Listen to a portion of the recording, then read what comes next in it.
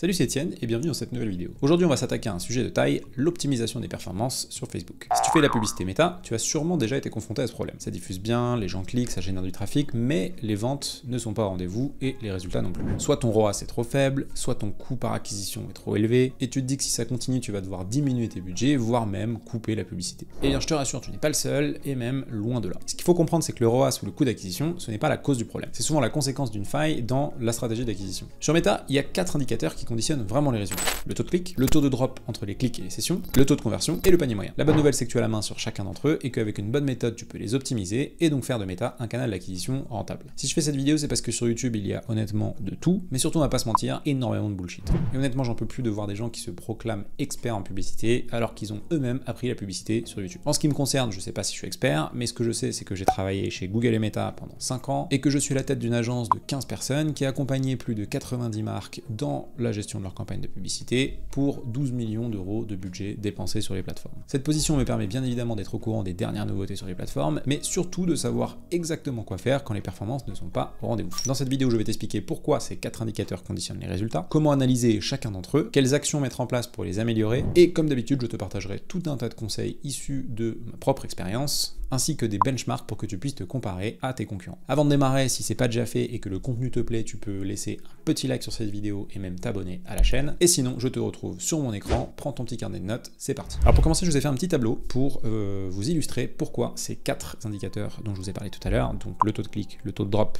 entre les clics et les visites, le taux de conversion et le panier moyen sont si importants. Et l'idée, c'est qu'on va commencer du tout début de la chaîne marketing, donc à savoir la diffusion de la publicité, et on va aller jusqu'à la fin, l'achat. Et vous allez comprendre très vite pourquoi ça a de l'importance et surtout un impact sur la performance. Donc là, on prend un scénario assez simple dans lequel on investit 10 000 euros de budget sur la plateforme avec un CPM, c'est-à-dire un coût pour 1000 impressions, donc ça c'est le prix que facture Meta pour diffuser 1000 fois votre publicité, de 5 euros. La moyenne en France étant entre 5 et 7 euros. Donc on investit 10 000 euros, c'est 5 euros pour faire 1000 impressions, ça nous donne 2 millions d'impressions. Jusque-là, tout va bien. Ensuite, le premier indicateur, là, c'est ce qu'on appelle le taux de clic. Le taux de clic, c'est parmi les personnes qui ont été exposées à une publicité, combien cliquent dessus. Et là, en l'occurrence, le taux de clic, il est de 1%, donc ça veut dire que sur 2 millions d'impressions, on a 20 000 clics. Il faut faire attention puisque clic ne veut pas dire visite. Donc en théorie sur Meta, donc moi ce que je recommande c'est d'utiliser ce qu'on appelle le taux de clic sur un lien sortant, qui est un peu différent du taux de clic normal, parce que le taux de clic normal il inclut notamment des clics sur le compte Insta, etc. et ça on s'en fout. Le taux de clic sur lien sortant, c'est le nombre de personnes qui cliquent pour se rediriger vers votre site. Mais, et c'est là que le deuxième indicateur rentre en compte, comme je disais, clic ne veut pas dire visite. Et donc entre le moment où la personne clique sur une publicité et se rend sur votre site, bah forcément on a une perte. Ça c'est ce qu'on appelle le taux de drop. Donc c'est une colonne personnalisée qui n'existe pas sur Meta et je la calcule en mettant vue de page de destination divisé par le nombre de clics. Meta comptabilise une vue de page de destination comme une personne ayant attendu que tous les éléments sur la page de destination aient chargé. Si la personne s'en va avant que les éléments aient chargé, il ne comptabilise pas ça comme une vue de page de destination. Et donc ce taux, il permet de calculer en gros combien parmi les gens qui ont cliqué pour se rendre sur mon site de personnes quittent la page avant qu'elle ait chargé. Et ça c'est super important parce que du coup, plus votre site va mettre de temps à charger, plus vous allez perdre des gens. Et là on voit que en fait déjà sur les 20 000 clics, on n'a plus que 14 000 visites. Donc ça veut dire 14 000 personnes qui sont arrivées sur le site. Donc déjà entre les 2 millions qui ont été exposés, 20 000, 14 000, vous voyez qu'il y a quand même une perte. Et là ce qui est intéressant, c'est que troisième indicateur rentre en compte, c'est le taux de conversion. Et là c'est directement sur le site, c'est combien de personnes parmi celles qui visitent votre site passent à l'action et donc achètent un produit sur votre boutique. Donc là on a 1%, ce qui veut dire qu'on a 140 personnes qui achètent, puisqu'on a 14 000 visites. Et là à partir de là, on commence déjà à avoir un premier indicateur de performance qui est le coût par acquisition. Donc c'est-à-dire, on sait qu'on a dépensé 10 000 euros en pub, on sait qu'on a fait 140 ventes. Donc pour avoir le coût par acquisition, donc c'est-à-dire le coût par achat pour être précis, c'est le budget divisé par le nombre d'achats. Et ici, on a un coût par acquisition à 71 euros. Donc vous me direz, un coût par acquisition à 71 euros, est-ce que c'est bien, est-ce que c'est mal? En fait, tout dépend de votre panier moyen. Si vous vendez un produit à 50 euros, vous allez le voir, et c'est là que le quatrième indicateur est super important, là c'est bas, parce que en fait, vous voyez l'équation là, si on paye 71 euros pour une vente, mais que ça nous rapporte 50 euros, le ROAS, vous le voyez ici, il est de 0,7, donc en fait il est négatif. Par contre, si vous avez un panier moyen qui est de 100 euros, et bien là, on est à 1,4, c'est toujours pas ouf, parce que ça veut dire que vous mettez 1 euro en pub, vous en sortez 1,4, derrière il faut que vous payiez vos produits, vos charges, vos salaires, etc., ça risque de pas être rentable, mais c'est là justement que on voit la beauté de ces 4 indicateurs et de comment ils peuvent faire levier directement sur la performance. Typiquement, donc le premier indicateur, si on les reprend reprend dans l'autre ordre, c'est la créa. Plus le taux de clic est élevé, ça veut dire plus on a des visuels ou des vidéos qui sont suffisamment travaillés pour que les personnes aient envie de cliquer. Et donc là, un bon taux de clic, moi je considère que c'est au-dessus de 1%, mais si on arrive à le travailler, admettons qu'on le fasse passer à 1,5%, vous voyez déjà ça change un petit peu la donne. Sans avoir touché à quoi que ce soit d'autre, on est à 1,5%, vous voyez, le ROAS il était à 1,7, alors hop, je le remets à 1%, vous voyez, il est à 0,7, pardon, en passant à 1,5, il passe à 1,05, donc déjà on est break-even. Ensuite, ce qui va être intéressant, c'est de dire, bon ok, on a travaillé le taux de clic, donc ça veut dire on a fait un bon travail de créa, etc. On arrive à maximiser le nombre de gens qui cliquent, sachant que vous payez pas plus cher s'il y a plus de gens qui cliquent, parce que sur Meta, c'est pas comme sur Google, on paye pas au clic, on paye à la diffusion, donc au CPM à l'impression. Et admettons que vous fassiez un gros travail sur la vitesse de chargement de votre landing page, vous faites ça sur un logiciel qui est super bien fait, ça va très vite, etc. Et donc ce taux de drop clic sur visite, bah, il descend à 20%. Là vous voyez que vous avez également un autre impact, puisque vous perdez moins de personnes entre les clics et les visites, donc le ROAS il commence à augmenter. Et là, sur les 24 000 visites, bah, en fait vous avez fait un gros travail d'optimisation de votre taux de conversion, et le taux de conversion il n'est pas de 1%, il est de 2,5%. Sachant que, je ne l'ai pas dit, je le précise, mais un bon taux de drop entre clic et visite, c'est en dessous de 30%. Au-dessus, on considère qu'il y a un problème, que le site doit être optimisé, qu'il y a quelque chose qui fait que les personnes se barrent avant que le site est chargé, donc globalement, il faut travailler dessus, sinon en fait vous remplissez un seau percé avec de l'eau. Et un bon taux de conversion, moi je considère qu'au-dessus de 2% c'est correct. Tout dépend du panier moyen, évidemment, plus le panier moyen est élevé, bah, plus le taux de conversion va être faible, mais sur un panier moyen assez cohérent, disons entre 50 et 100 euros, plutôt classique dans le e-commerce, je pense qu'on peut assez réalistiquement viser 3 et on peut même monter à 4. Nous on a des marques qu'on accompagne qui montent à 4, 5%, ça c'est les meilleurs et qui tout en ayant des gros investissements publicitaires, donc ça vous donne un petit ordre d'idée, mais disons que 2,5% déjà c'est pas trop mal, notamment pour le calcul, vous allez voir, ça change quand même beaucoup la donne. Donc là vous voyez, j'ai rien touché d'autre, mais le ROAS en passant à 2,5%, il est à 3 pour être exact, il est à 3,0. Donc là vous voyez qu'en ayant modifié ces différents indicateurs, bah, en fait le nombre d'achats pour le même budget, bah, il a quasiment, si on revient au début, il était à 140, bah, il est passé à 600, donc on a fait x4. Et le dernier élément, donc là ça veut dire qu'on arrive à payer 17 euros pour la même vente, là on l'a payé 71 euros tout à l'heure, donc vous voyez c'est quand même beaucoup plus intéressant. Et là en fait le ROAS, le dernier élément qui va continuer le ROAS, bah, c'est le panier moyen. Si vous payez 17 euros pour une vente à 50 euros, bah, vous avez un ROAS de 3, donc admettons que vous ayez optimisé toute la chaîne marketing ici, que vous puissiez pas faire mieux, et bah la dernière chose que vous pouvez faire c'est travailler votre panier moyen. Donc si vous le montez par exemple à 60 euros, hop, votre ROAS il passe à 3,6. Si vous le mettez à 70 euros, bah, le ROAS il passe à 4,2. Et vous voyez tout de suite c'est plus intéressant parce que bah, en fait on a beaucoup plus de latitude pour scaler. Donc finalement tout le reste des métriques que vous voyez sur Meta, que ce soit les clics, que ce soit les hook rates, etc. c'est important, c'est bien de les suivre, mais en fait celles sur lesquelles vous avez vraiment la main c'est ces 4 là. Donc le premier c'est la créa, le taux de clic, le deuxième c'est le temps de chargement, donc le taux de drop entre les clics et les visites, troisième c'est le CRO, donc l'optimisation de votre taux de conversion, et le quatrième c'est votre stratégie e-commerce et produit et plus globalement votre offre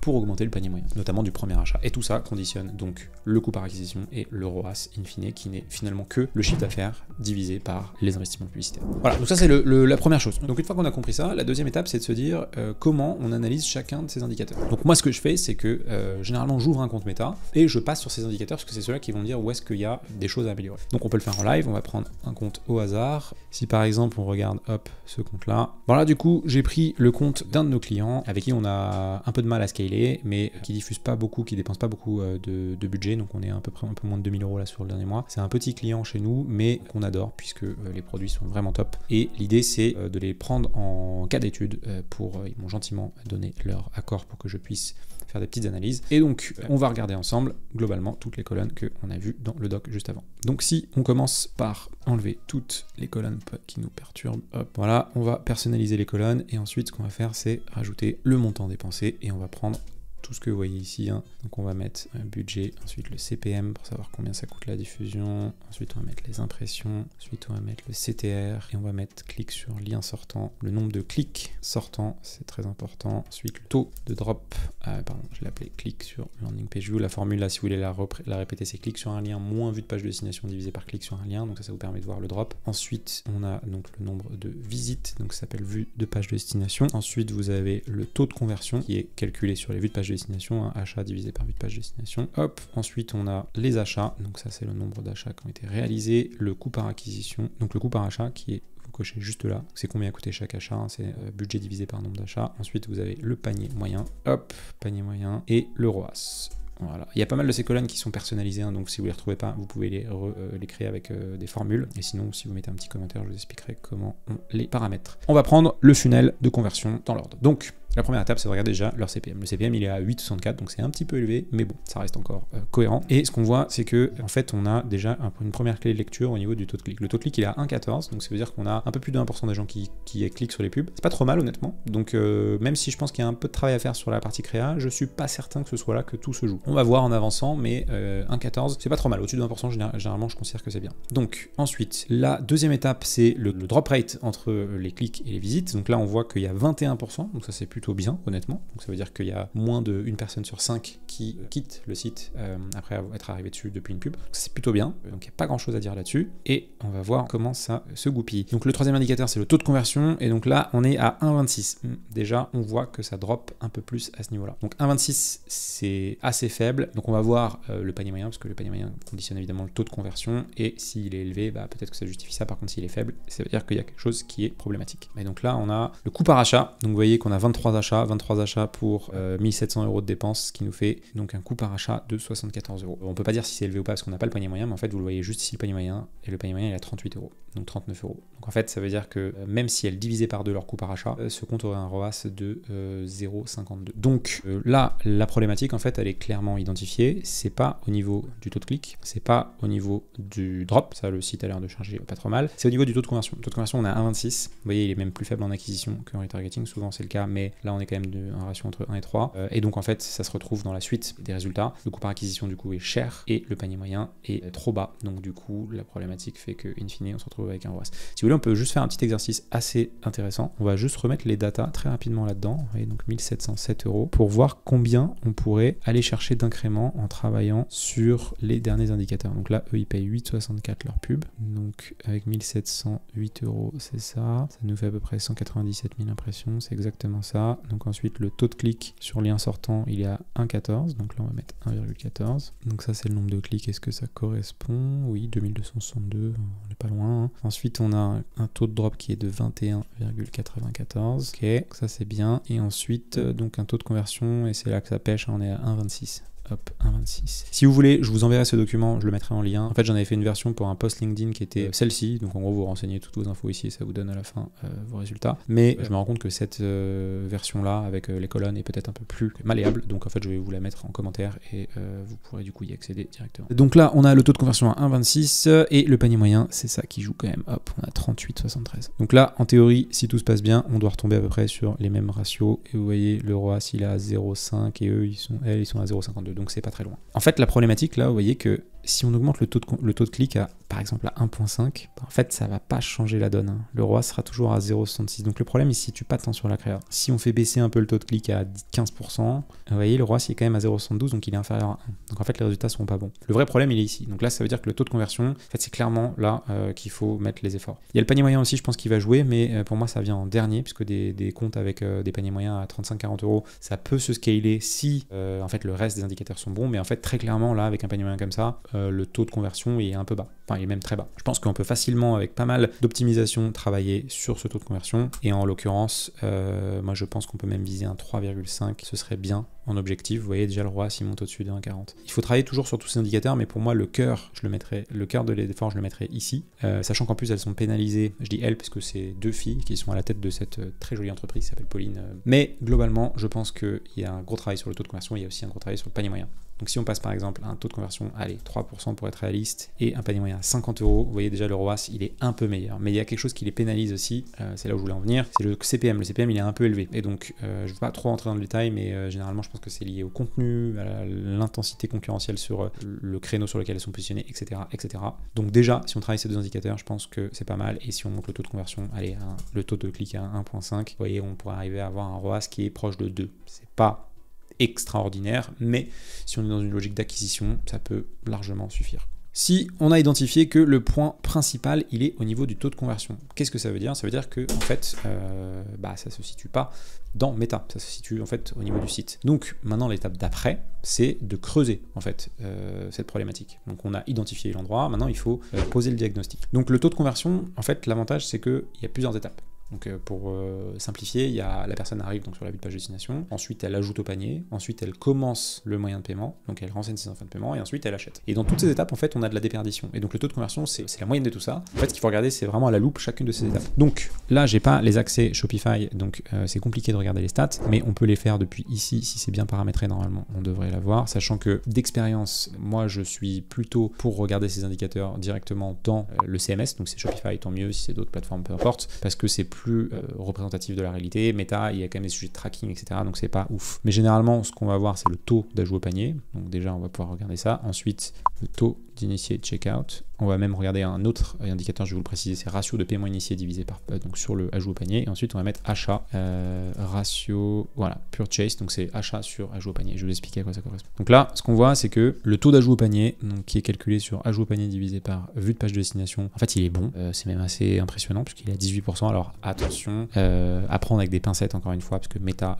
les stats ne sont pas toujours clairs. Ratio paiement initié ajout au panier, donc là, on n'a rien, ce qui veut dire que les paiements initiés ne sont pas bien traqués. C'est pas grave. Et par contre, ce qui va nous intéresser, c'est le ratio entre ajout au panier et achat. Donc ça veut dire parmi les gens qui ajoutent au panier, combien passent à l'action. Et là, en fait, on voit que c'est très faible. Donc là, leur problématique, vous voyez, en allant encore à un niveau de granularité supplémentaire, on identifie. La problématique, c'est pas que les gens cliquent pas sur leur pub, c'est pas que les gens sont pas intéressés par le fait d'acheter, parce qu'en l'occurrence, vous voyez, les gens ajoutent au panier ici, et en plus ils cliquent, ce qu'on disait tout à l'heure, on est à 1,14. En fait, c'est qu'une fois qu'ils ont ajouté au panier, il y a quelque chose qui est pas bien fait dans le tunnel de conversion, qui fait que les personnes en fait ne passent pas à l'achat. Donc 6% des personnes, ça veut dire un ratio de 1 pour 18 à peu près, c'est très faible. En e-commerce, on considère qu'un ratio entre ajout au panier et achat, un bon ratio c'est 1 pour 3, 1 pour 4 c'est pas mal, 1 sur 5 ça commence à être pas ouf, et au-dessus c'est qu'il y a un problème. Donc là très clairement en fait ça veut dire qu'il y a vraiment quelque chose qui va pas. Donc typiquement, ce que moi je ferais pour aller plus loin, en fait je prendrais, donc là je vais trier par dépenses, et ce qu'on va faire c'est qu'on va regarder une vidéo au hasard, mais on va pas regarder la créa parce que ça nous intéresse pas, ici c'est pas le problème, on va regarder la page de destination et on va simuler ensemble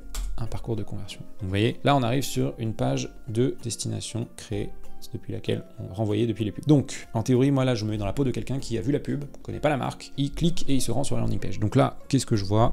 Différentes choses, etc. Ce qui est intéressant, c'est que là, je comprends mieux pourquoi la joue au panier en fait est facile, parce que il est partout. Donc il y a 18 call to action, et en fait, on invite directement à ajouter tout au panier. Donc c'est intéressant comme choix, puisque là, on redirige vers tous les produits. Je vais voir s'il y a d'autres pubs. Donc, on va regarder, hop, en termes de dépenses, s'il y en a qui ont des taux d'ajout au panier. Par exemple, s'il y a un pack best-seller, là, je vais regarder ce que ça donne. Le pack best-seller, est-ce que ça redirige vers les collections? Alors ça, c'est vers un pack. Donc là, ça veut dire qu'il doit y avoir, voilà, une page produit direct. Donc là, ce qui est intéressant, c'est de regarder cette créa-là, parce qu'elle a pas mal dépensé, et aussi parce qu'elle a un taux d'ajout au panier, pour le coup, qui lui est un peu faible. Donc en fait, c'est encore mieux, on va pouvoir analyser tout d'un coup. Donc là, ce qu'on voit, c'est, je suis pas un expert en UX CRO, hein, donc ce que je vais dire, c'est ce qui me vient en tête, mais au moins, ça aura déjà un petit peu de matière.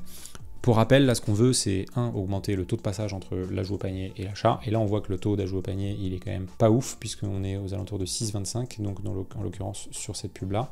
Donc en l'occurrence, je pense qu'il y a aussi des choses à faire ici. Alors là, ce qu'on voit, c'est qu'on arrive directement sur le best-seller. Ce qui est intéressant, c'est qu'il y a ce qu'on appelle le sticky call to action. Donc ça veut dire que peu importe où on est, ça nous incite à ajouter au panier. Donc ça, c'est bien. On voit nos 3 meilleures ventes. Ouais, alors typiquement, première chose, moi je trouve que les photos, en fait, on peut aller un petit peu plus loin, parce que là, on a une seule mise en scène du produit, et c'est un pack shot. Donc ce qui serait bien, c'est de mettre le produit tartiné, mettre le produit peut-être une vidéo, expliquer ce qu'il contient, mettre une photo avec les différents ingrédients, etc. Déjà pour que l'utilisateur puisse se projeter un peu, parce que là, en fait, il voit juste les recettes et visuellement à quoi ressemble le pot. Là, ce qui est intéressant, c'est que dès le début, en fait, on met le prix, mais on met aussi en fait les caractéristiques du produit. Ça, c'est des choses auxquelles les gens ne sont pas forcément très sensibles. Pourquoi? Parce que en fait, les caractéristiques, c'est quelque chose qui intéresse des personnes qui sont déjà dans une phase d'achat. Mais quand on est sur de la pub, ce qu'on veut, c'est comprendre pourquoi on achète. Donc ça, c'est quelque chose que j'enlèverai. Par contre, je remettrai plus haut en fait des éléments qui sont plus intéressants. Typiquement, je pense qu'il y a ce qu'on appelle des éléments de réassurance. Donc là, en l'occurrence, il y a un autre point, on va le voir juste après, qui me saute aux yeux sur la social proof. Et là, par exemple, on pourrait communiquer sur d'autres éléments un peu plus vendeurs. Donc le fait qu'elles sont maîtres confiturières, on pourrait mettre un petit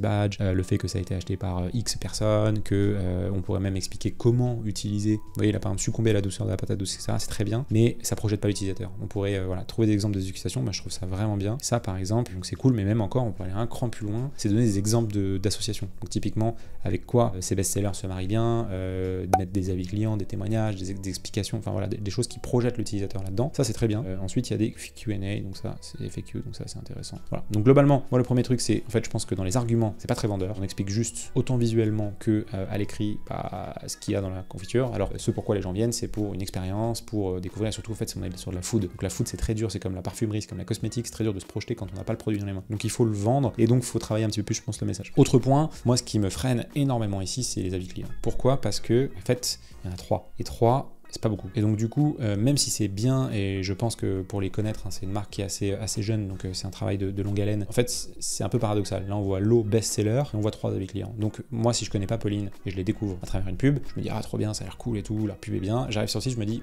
pas certain que ça se vende si bien que ça. Et ça, je pense qu'on sous-estime le poids des avis clients, parce que c'est quand même quelque chose de puissant. On a besoin de réassurance, on a besoin d'être conforté dans notre acte d'achat, et il n'y a rien de mieux que de savoir que d'autres personnes l'ont fait avant nous et qu'ils sont satisfaits de leur achat. Ce qui manque aussi, c'est peut-être des éléments sur alors ça c'est bien, livraison sous 2-3 jours ouvrés, des garanties, etc. Enfin voilà, je pense je suis pas là pour faire une analyse totale de la page, mais c'est les éléments qui me sautent aux yeux. Et ensuite, l'ajout au panier, qui en soi n'est pas si mauvais, hein, donc c'est pas ça la problématique, c'est surtout la suite. Donc la question, c'est pourquoi entre le moment où les personnes ajoutent au panier et passent à l'achat, les gens n'achètent pas. Donc on va regarder le slide cart, donc là c'est cool, on nous propose d'ajouter des choses, il y a des lots, etc.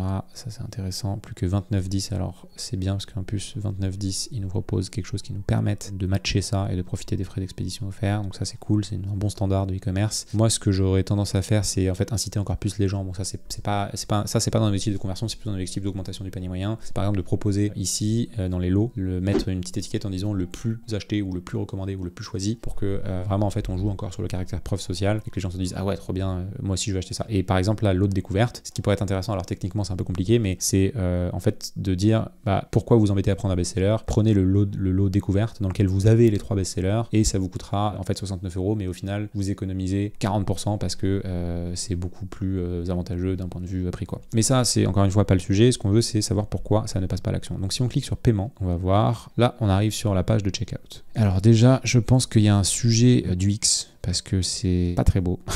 C'est pas méchant, mais ça typiquement c'est pas visuel, ça prend énormément de temps à charger, etc. Donc enfin voilà, ça c'est des choses qui sont, je pense, améliorables visuellement. Je pense sur d'autres sites, par exemple, on va essayer de regarder sur, je les prends souvent, hein, mais comme exemple, par exemple, on va regarder ça, hop, ajouter au panier, et on va voir au niveau du checkout. Vous voyez, c'est quand même un peu plus visuel. Là, on est quand même juste sur du texte, sur un fond uni, donc il n'y a pas beaucoup de travail esthétique, notamment du X. Et ce qu'on voit, c'est que notamment aussi dans le formulaire, donc vous voyez par exemple là, on nous demande directement l'expédition. Pourquoi on me demande ça ici maintenant? En fait, je pense que c'est pas l'endroit, faut le demander, ça doit venir plus loin dans le process de conversion, parce que sinon en fait ça rajoute des frais, etc. Vous voyez là, c'est en fait ce qui est un peu, ça je pense d'ailleurs que c'est un point majeur. Là, vous voyez, le lot il est à 19,90, et en fait pour se faire livrer à domicile, on paye aussi cher que le lot. Donc ça, typiquement, c'est un frein absolument énorme. D'ailleurs, je comprends pas pourquoi je l'ai pas vu plus tôt. Personne ne va payer 19,90, ne va payer 15 € de frais de livraison pour 19,90. Et point relais, pour des confitures, même si elles sont super bonnes, payer 5 € aussi c'est beaucoup, et surtout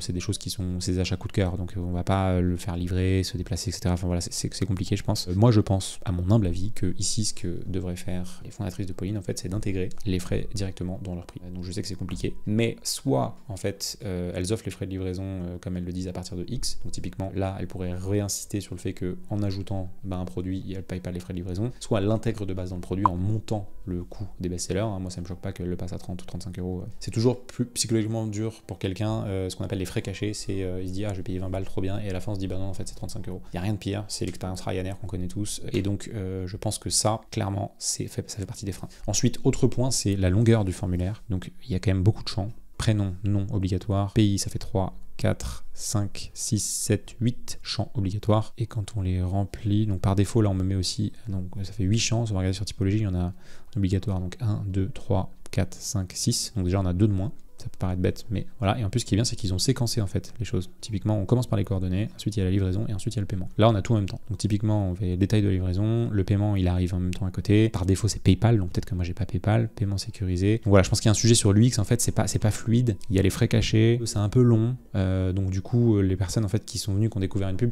elles ont en 2 minutes, si c'est pas fait, elles s'en vont. Elles ont dit la pub, elles ont dit ah ouais c'est cool, putain j'ai besoin de ça pour mon dîner, je l'achète. Si c'est trop compliqué, personne fait ça dans le métro, elle abandonne. Donc mon humble avis est que il faut complètement retravailler cette page-là et il faut aussi améliorer un petit peu la page d'avant et notamment la page produit pour donner encore plus envie. Et avec ça, déjà, on devrait pouvoir faire remonter ces indicateurs-là et donc avoir des meilleures performances sur Meta. En quelques minutes, hein, c'est un peu ce que moi j'identifie là à chaud sur ce compte-là. Bien évidemment, si ça avait été d'autres indicateurs qui avaient été mauvais, donc comme le taux de clic, on aurait plus incité sur la créa, on aurait regardé la stratégie créative, on aurait regardé les types de créa, les concepts, est-ce qu'il y a suffisamment, est-ce qu'il y a du testing, est-ce qu'il y a suffisamment de formats, est-ce que les angles qui sont utilisés sont pertinents et touchent différents types de personnes, les call to action, le copywriting, voilà, il y a plein de choses à faire, les hook rates, notamment les taux de lecture à 3 secondes, donc il y a plein de choses à regarder. Là en l'occurrence, sur ce cas de figure, c'était la partie CRO, donc plutôt e-com, mais c'est intéressant puisque en fait dans tous les cas c'est la même logique. Vous regardez au niveau macro, vous identifiez, ensuite vous creusez et vous identifiez les problématiques. L'objectif étant de faire monter ces 4 indicateurs que je vous ai montrés là. Petit point, je vous ai pas partagé, mais sur le taux d'ajout au panier,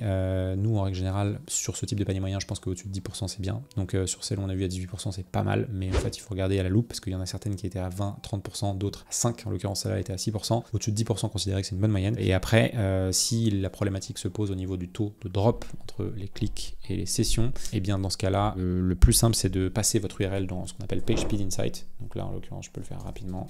Il y a un site qui s'appelle PageSpeed Insight, hop, vitesse de chargement, et là vous mettez l'URL de destination, et en fait ça va vous dire directement quels sont les éléments, donc le score, vous voyez ça charge plutôt vite là, c'est bien, hein, tout est en vert, et ça va vous donner en gros les éléments et le temps de chargement de chacun des éléments. Donc ça peut vous dire par exemple, votre slider ou votre vidéo, en fait elle charge en 5 secondes, et c'est ça qui plombe vos stats, donc en fait si vous la compressez, potentiellement vous pouvez gagner quelques secondes de chargement, et ça faut pas négliger parce que ça fait augmenter, réduire plutôt le taux de drop. Et dernier point, si jamais ça avait été le panier moyen, alors là ça aurait été beaucoup plus long, parce que en l'occurrence là il est un peu bas, c'est plutôt sur les offres. Donc typiquement sur Pauline, là en l'occurrence je vois qu'elles ont déjà fait des bundles. Donc bundle c'est combiner plusieurs produits pour que la valeur monte.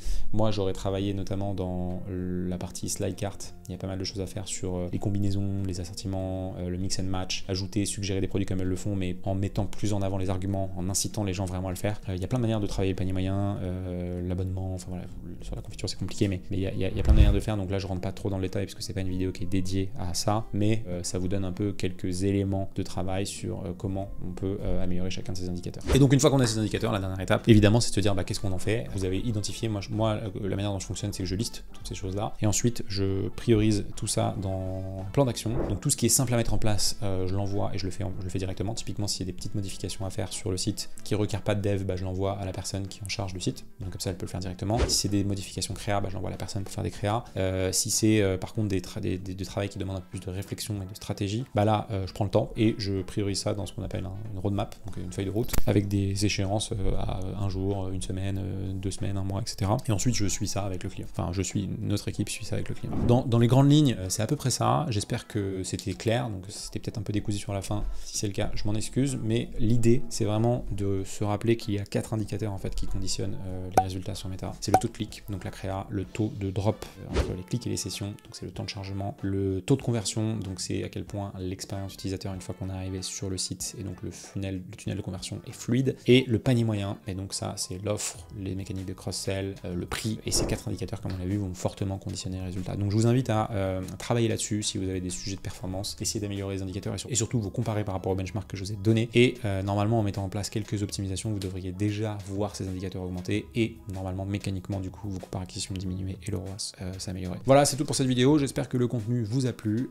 que c'était clair, concret, actionnable, et que vous allez pouvoir repartir de ça en ayant des choses à faire de votre côté. Je suis très curieux d'avoir vos commentaires et vos retours sur ce type de vidéo, puisque j'en fais de plus en plus face caméra, pas trop préparé, mais surtout en ayant quelques points sur lesquels rebondir et analyser en fait en live des statistiques de performance. Donc n'hésitez pas à me faire vos retours en commentaire, à me dire si ça vous plaît, ce que vous voudriez que je fasse différemment, ce que vous aimeriez voir, même me poser des questions. Je lis tous les commentaires, je réponds pas à tous, que j'ai pas forcément le temps, mais si la question est intéressante, je prendrai le temps d'y répondre. Voilà, et bien sûr, si vous voulez vous faire accompagner pour vos campagnes, vous pouvez réserver un appel de découverte. Et puis sinon, je vous souhaite bon courage dans l'optimisation de performance. Et je vous dis à très vite, c'était Étienne, ciao!